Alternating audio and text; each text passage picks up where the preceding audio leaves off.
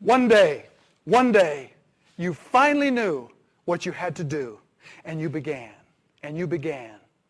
Though the voices around you kept shouting their bad advice, though the whole house began to tremble, and you felt the old familiar tug at your ankles, mend my life, each voice cried, where energy and resolve and commitment all come together in a very skillful way.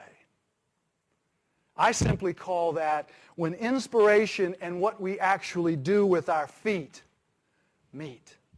And that is precisely what we are going to talk about. Most incredible opportunities and to those big challenges that every one of us in this room has on our teams and in our organizations. That's the kind of inspiration we're going to talk about.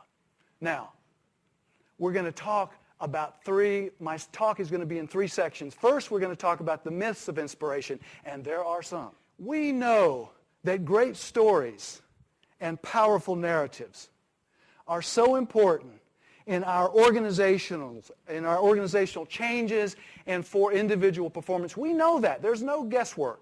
Now, I'm here to say a particular truth, and that is great world-class poems are simply stories with all the boring parts removed. And as we had been working together for about 2 months, I often calibrate the coaching. So I was asking her, what's working, what's not?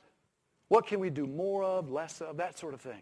And one of the things I always ask people is, what's the most powerful thing we've done together? So basically, that poem helped me remember what I intended.